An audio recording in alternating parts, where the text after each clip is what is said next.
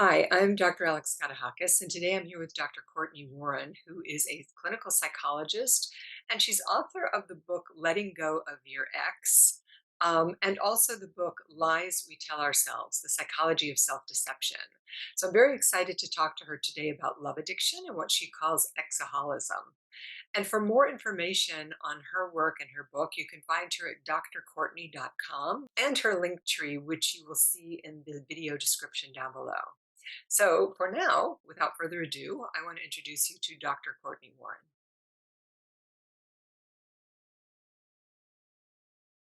So, because love addiction was, as you know, put on the map around the early 80s, I'm curious to hear how you define love addiction. Such a good question because I think as a field, we really started talking about love as an addictive process with Peel and Brodsky's book, Mhm. which was called Love and Addiction.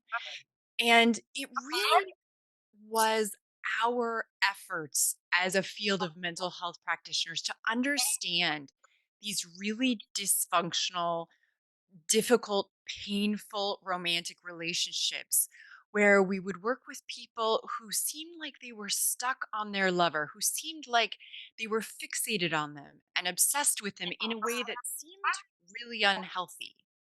And so I think over time, what we have evolved into is looking for patterns of dysfunctional behaviors, thoughts, and feelings that center around a romantic partner.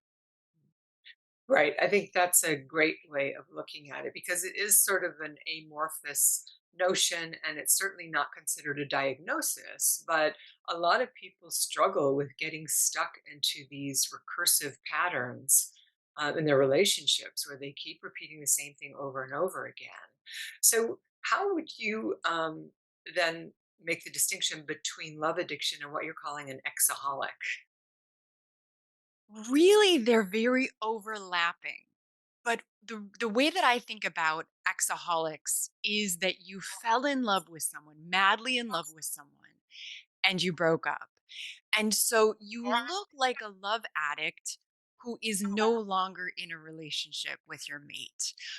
So when someone goes through a really bad breakup, particularly if they're still in love with their mate or it was a breakup that they didn't want, there is this transition period that is really painful and really difficult for almost everyone. It's just a difficult situation to go through a breakup. No one really enjoys that. But for some people who I would call exaholics, they stay hyper fixated on their former lover as if it's an addictive stimulus, as if they can't let them go. They're thinking about them, they're craving them. They might be stalking them. They look for information on them online. They're looking for any little bit of information to keep them feeling close. And so for me, oftentimes those are the people who come into therapy who are distraught, who are, really saying, I want to move on. I know it's over. I know this person isn't right for me. They don't want to be with me, but why can't I let them go? And that's really what this book is about and who it's written for. So, how do you, again, just to clarify, see that different than love addiction, or do you see it as an aspect of love addiction? I see it very much as an aspect of love addiction. I think that it's quite possible that people who are exaholics who go through a bad breakup may stay in a relationship that's love addicted. But because it's in a breakup situation, we're not really sure whether it would have stayed as a love addicted relationship or whether it's just manifesting because they're going through this really painful breakup. Well, I guess we could extrapolate from that then. If the person has a pattern of going through this pain every time they break up, and they're choosing people that break up with them all the time or unavailable, that they do have a pattern of love addiction. And oftentimes, as you well know, as a psychologist and therapist, when we look at early childhood learning, when we look at patterns of intimacy and closeness with romantic partners, you'll see patterns of being attracted to people who aren't available or of becoming hyper fixated on their lovers or dating many people at once because they're looking to stay high, quote unquote, over time and really have a difficult time with secure attachment, with sort of very, very stable, intimate love that isn't based on that limerence. I feel amazing when you're near me. I'm, looking at rainbows everywhere. My world is complete. But the real, I see you fully, as honestly as I can. You see me fully, and I still choose to be with you, Yeah, warts and all. warts and all. Right, because the love addict lives in perpetual fantasy about an ideal person. So they're not actually in a real relationship with someone. They are in, we could even say, a mildly dissociative state that's chronic, where they can live in the world of rainbows and unicorns, which is an incredibly painful and lonely place to live. So, what would you say then the primary symptoms are of an exaholic? I think you started to delineate some of those. Yeah. What I see most commonly are obsessive thinking. So, rumination, obsessive thoughts, automatic thoughts that are very hyper focused on their ex. I see emotional distress, really strong sadness, anxiety, panic.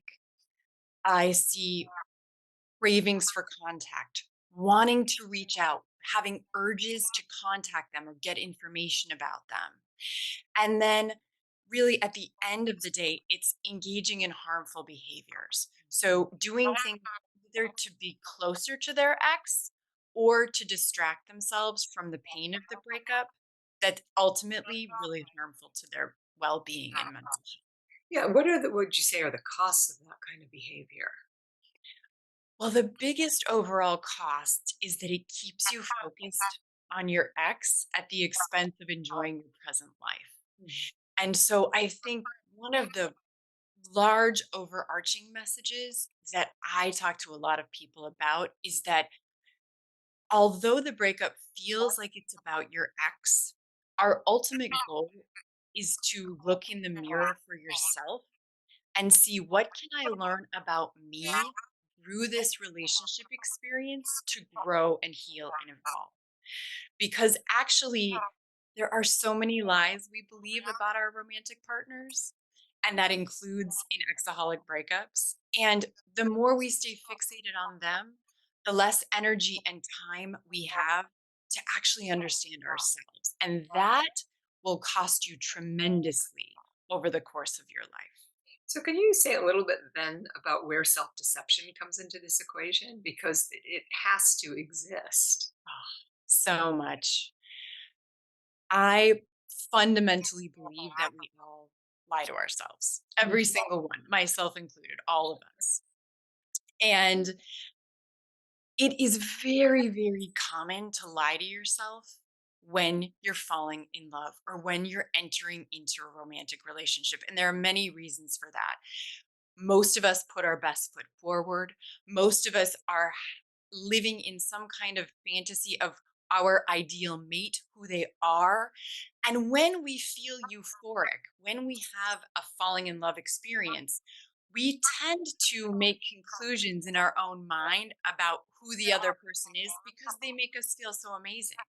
So they're perfect for us. They're the one. They complete me. We can make it work. If we love each other enough, then this is bound to work. At the end of the day, none of these things are true.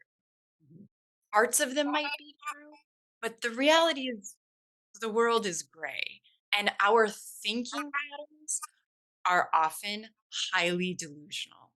And so much of the process of moving from being a love addict to someone who can have real intimate relationships is being able to be honest with yourself about who you are, about who your mate is, and about what to expect from healthy romantic relationships in the first place. And so Yes. that journey is one that most of us have to go through over the course of our lives and over the course of our relationships.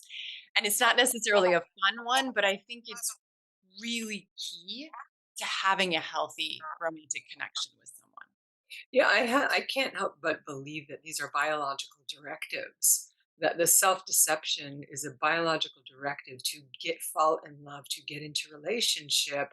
And of course, Helen Fisher, whom you also cite in your book, is an expert in the matter of love, and she very clearly declares that love is one of the most powerful addictions on the planet because it does blind us to many, many things. Otherwise, we'd never get in relationship with anybody. So I think there's a wisdom in slowing down the dating process if a person has a tendency towards love addiction. Always talking to people about slowing down and letting the actual relationship in reality catch up with the limerence, because it's like being swept into a torrential river and you don't know what end is up. So, learning to be prudent, have some impulse control is all part of sort of getting a grip on that kind of impulsivity if somebody struggles with it. Absolutely agree.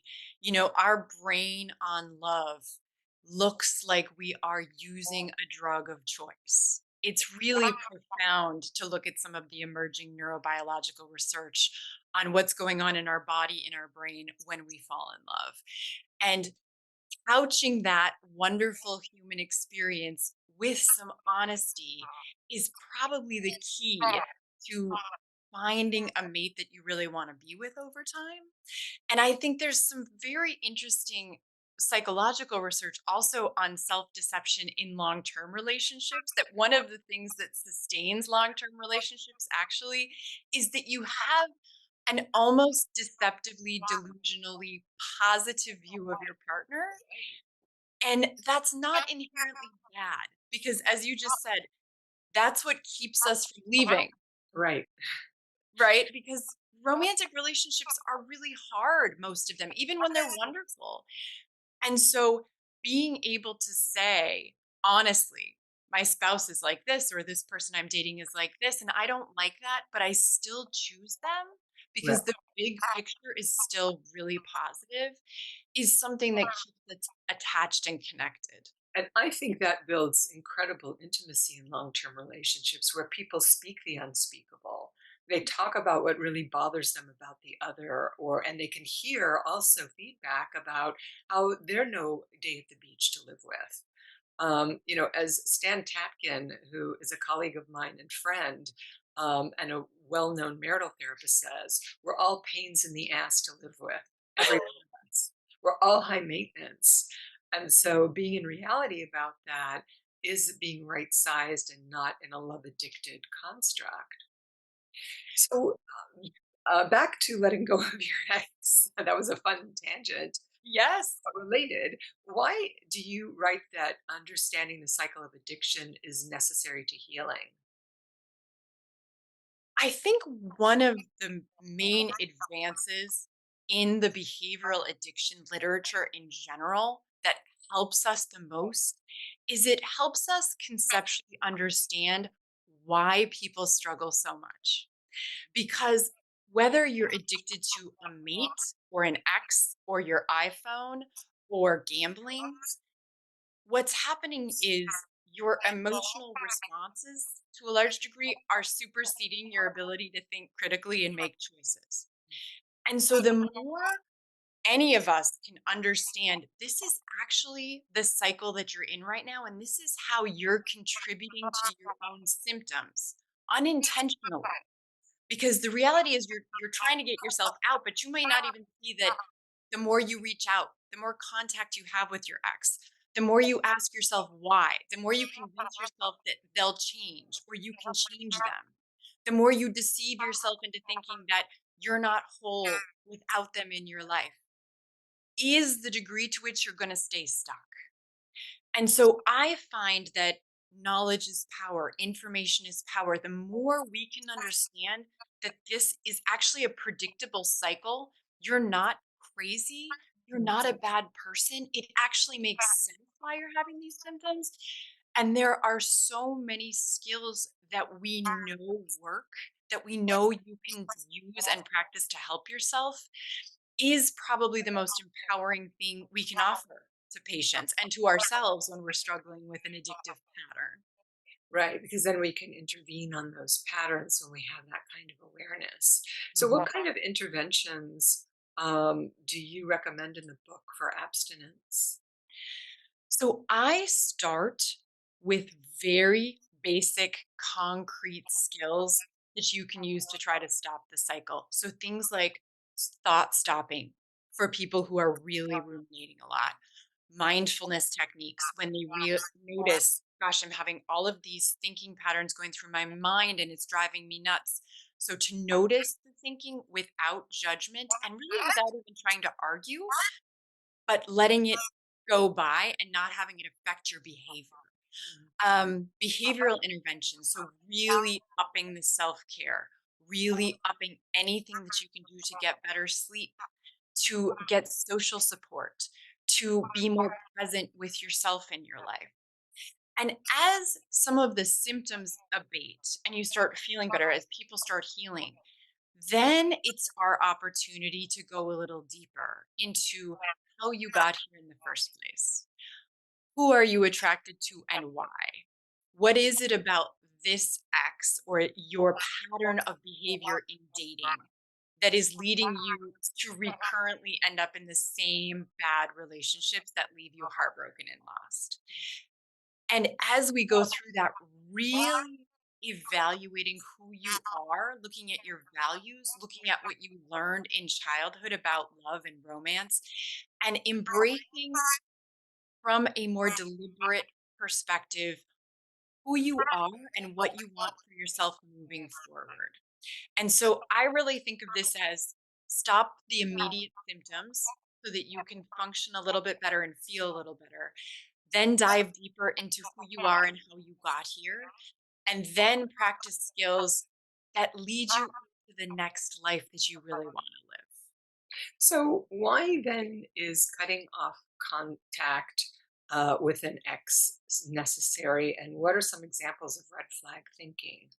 Mm. I tell people to think of their ex like their drug of choice. Mm. That the more you are looking for information about them, seeking contact, being around them, the more you are essentially using Mm. because it will keep you fueling the rest of your symptoms in the cycle. And so cutting off contact is so important because essentially, if you think of an ex or a love interest as a drug, you're going through withdrawal when you break up. They are no longer in your physical space. And so the first thing most people want to do is go back, go Mm. back, go back because it feels a little bit better. It gives you a little bit of relief just in the short term. But if you stay there, it will keep you mired in your pain and in this really dysfunctional set of symptoms. So, cutting off contact is one of the first things that I encourage people to do. That includes getting rid of photographs, getting off social media, reliving old experiences in your own mind, looking at old gifts, trying to run into them at your favorite coffee shop, truly trying to go cold turkey. And if you can't do that, then learning to set very clear boundaries about how and when and in what way you will communicate with your ex. Yeah, That's that would be important if you were working with somebody, for example. yes. Or you have children. Right. You know, there are situations where you can't cut off contact completely, but you can set yourself up so that it doesn't throw you back into a triggered emotional state of panic and sadness and depression and that sort of whole set of symptoms. So cutting off contact probably is the number one thing that I would recommend people do to start getting over a former lover. Okay. And then the red flag thinking. Red flag thinking. Anything overly idealistic about them, they're the best. They're my ideal mate. They're perfect for me. I can make it work. Anything that is putting hope into they'll be a different person somehow.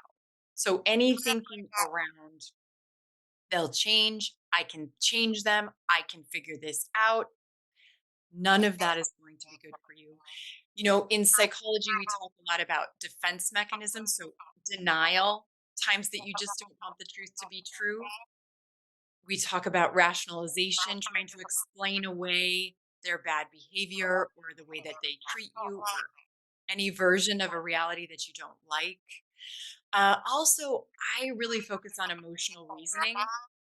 So, emotional reasoning is when you think your feelings accurately reflect reality somehow, a present reality, when oftentimes we have strong emotional reactions to something in our current life that actually have very little to do with our current life. And it's coming from an old place in us of old learning. So, for example, if you are feeling so sad that you're broken up and you think, well, I am feeling so depressed that I'm always going to be depressed and I can only get over this depression if I'm back together with my ex. None of these thinking patterns are going to serve us. Yeah, so much of this is reflective of Sex and Love Addicts Anonymous with total abstinence, your feelings aren't facts, things of that nature. All of those adages are evergreen when Right. it comes to all of what you're saying. So, how do you think, you touched on this a little bit, the family of origin messages impact love addiction? Mm. What are some negative core beliefs people might have that they would identify with listening to this?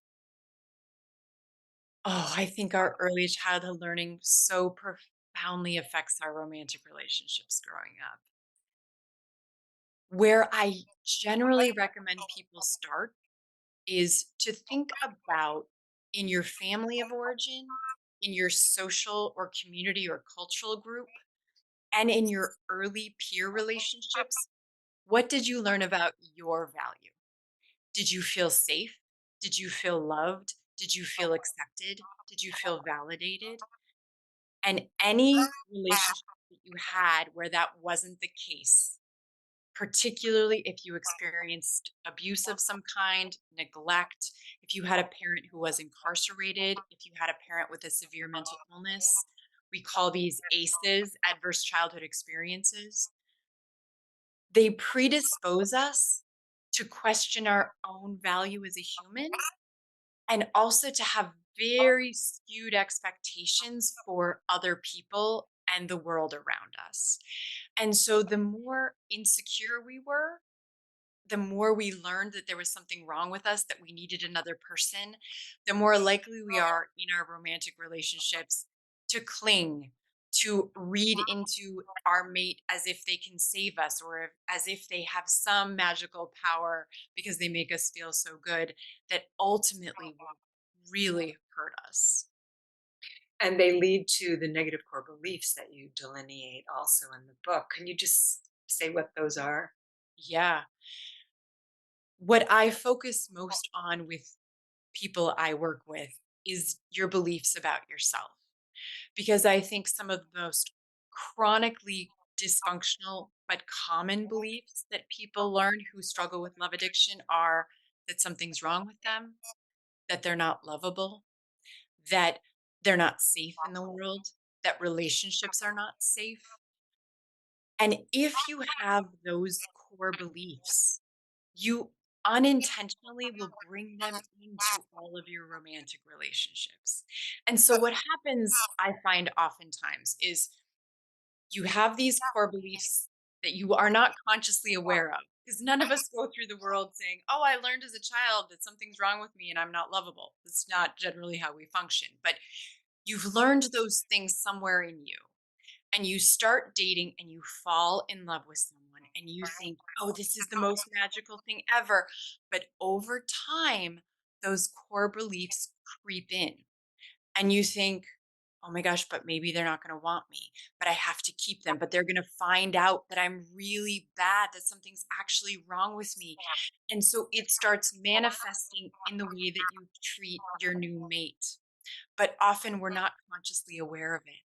And so it really degrades and harms our romantic relationships over time because we're playing out these beliefs that are very old that we learned long ago in our adult relationships with other people without really understanding what we're doing. Yeah, so deconstructing those messages is crucial to healing. And that brings me to my final question here for you is what is a way forward for people? Where would you suggest people begin? And once they recognize that they are, struggling with exaholism or love addiction, where do they go from here? Always find a good therapist if you're open to it. I think that having an objective, educated person whose only job is to help you evolve in healthy ways is one of the greatest gifts you'll ever give yourself. I think that cutting off contact and really starting to take care of yourself, remembering to see this as a big picture. So by the end of therapy, what I hope for people is that they can look back on their breakup, look back on their relationships with great gratitude, actually, because they see that it's just one small part of their much larger life journey, their much larger life picture. And even though in the midst of a breakup, it usually feels like your life is ending and everything is over and you have no identity. There are so many people who say to me, I don't even know who I am anymore. I don't know how I got here. I don't have an identity. That when they look back on the entire breakup experience and the romantic relationship experience, they say, wow, I now am emerging into a transformed and empowered person. I know who I am. I know what I care about. I know what I want. I know what I will and will not tolerate in my relationships. And you will stand strong in your own skin, whether you have a romantic partner or not. That is my greatest hope for people. Right. And I would add that just that willingness to state, I don't know who I am, is the invitation. It's the beginning of the journey home to oneself.